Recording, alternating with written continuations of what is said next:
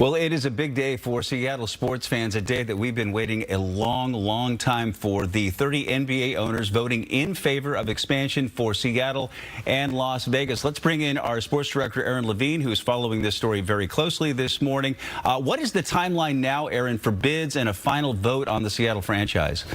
Yeah, first off, I'm as excited as anybody. We need to pump the brakes just a little bit because this is a vote on expansion exploration. It's not just expansion. So that second vote, which will be official later this year, most likely, would be the one that would officially bring the Sonics back to Seattle. But at this point, the NBA Board of Governors has approved expansion exploration just for Seattle and Las Vegas. So now the onus is now on potential ownership groups in Seattle to come to the table with a bid to the league saying that they can afford this expected $7 to $10 billion expansion price for a team, that they have the wherewithal and the means to bring a team to the city. Now, the big question was already answered a few years ago when Climate Pledge Arena was built.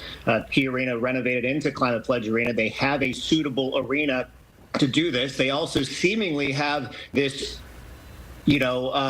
framework for an ownership group. Earlier this week, Samantha Holloway and the One Roof group coming together, taking a stake in the arena itself, also led by Todd Lewicki. The question is, do they have the money and the backing to be able to do something like this? Who is part of this potential ownership group?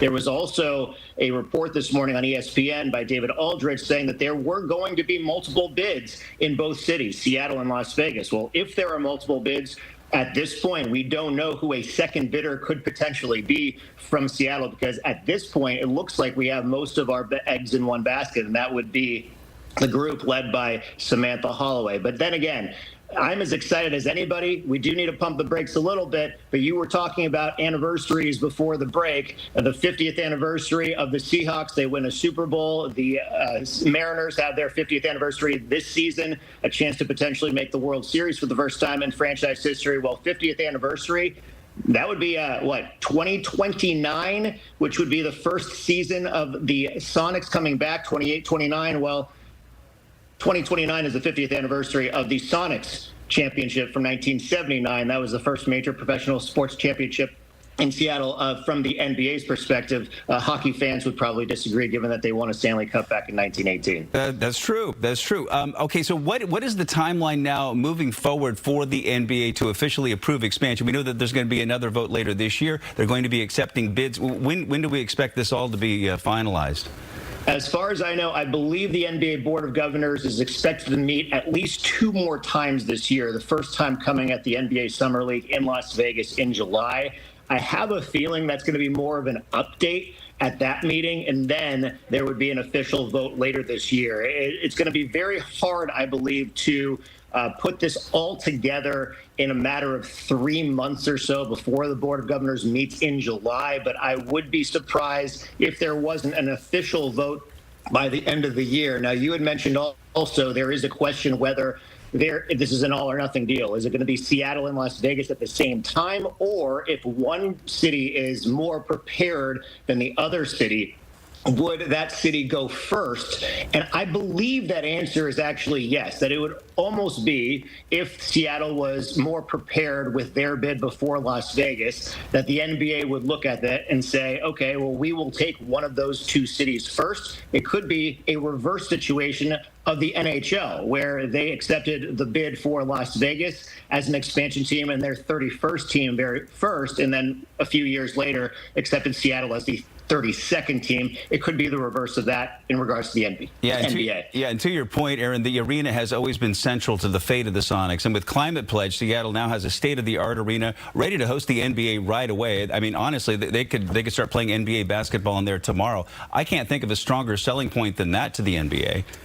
Yeah, no, not at all. In fact, from the very beginning, since the building was renovated and built into Climate Pledge Arena, Todd Lewicki has been very adamant that we are ready to bring a team to Seattle. The NBA locker rooms are inside the arena. It was built specifically to house a potential NBA team if and when the league got to that point. This has been a number of years in the making. We have had to wait for the league to finish their collective bargaining agreement first, then their new television deal, which is now done, and then the valuation of the Boston Celtics and that sale. So now that all of this is done, not only does an expansion team cost much more than it would have maybe 5 years ago, but the NBA is saying it is finally ready. And one of the reasons why the owners would be more willing to approve expansion now is the amount of money they would potentially be getting up front from those expansion costs. Let's just play this game here of saying both teams cost $10 billion. That's an influx of $20 billion thanks to expansion. That is an upfront payment of $667 million for all 30 teams in the league. That's a pretty nice way to line the pockets and a pretty nice incentive for them to approve this, I would say.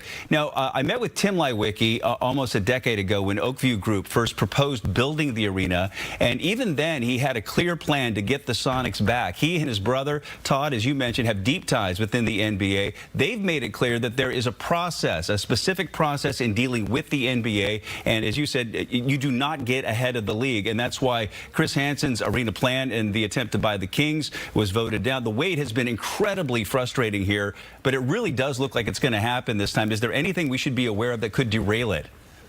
I think it's just a matter of coming up with the money, and that is the biggest challenge at this point. If you're talking $7 to $10 billion for an expansion franchise, this is coming at the same exact time that the Super Bowl winning Seahawks are looking for a very similar amount of money in new ownership there. So we're talking anywhere from $14 to $20 billion of sports ownership money at the same time in the same city. That is a big question. But hopefully, listen, we've been hopeful so many times before, had our hearts broken so many times before. That's why we are very cautiously optimistic going into this. But again, as I mentioned, the onus is now on the local ownership group to come up with that money, because what we've been waiting for forever is for the NBA to give us the green light to say, hey, prove it, show us you're ready. Now that's the stage that we're at. Absolutely. Sports Director Aaron Levine, thank you so much.